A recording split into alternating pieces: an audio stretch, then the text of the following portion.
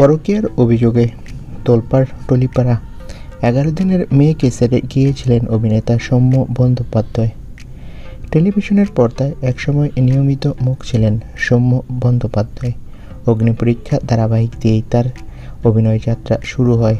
সেখান থেকেই শুরু প্রেমের গল্প সহ অভিনেত্রী স্বরলিপি চট্টোপাধ্যায়ের সঙ্গে। 2017 সালে বিয়ে হয় তাদের, কিন্তু সময়ের সঙ্গে সঙ্গে ভালোবাসা হারিয়ে যায় তিক্ততায়। সম্প্রতি সময়ে সোশ্যাল মিডিয়ায় স্বরলিপির এক বক্তব্য ঝড় তুলেছে। তিনি অভিযোগ করেছেন, আমার মেয়ে সহচরী যখন 11 দিনের তখন থেকেই ওর বাবা সৌম্য আর খোঁজ নেয়নি। এই এক লাইনেই নেটপাড়া তোলপাড়, ভক্তরা হতবাক।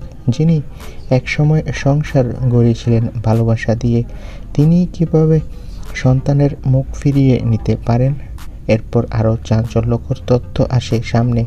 কেউ কেউ দাবি করেন সৌম্য নাকি আগেও এক ডিম্পি নামের মেয়েকে বিয়ে করেছিলেন মুম্বাইয়ে, আর তাদের একটি সন্তানও আছে।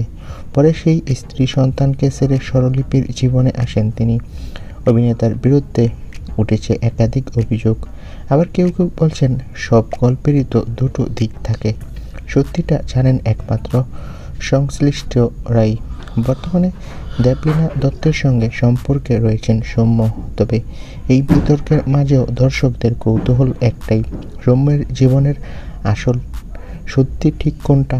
ভালোবাসার চরিত্রে যিনি পর্দায় সবার মন জয় করেছে, বাস্তবে কেন এমন সম্পর্ক ভাঙনের গল্প জড়িয়ে তার নাম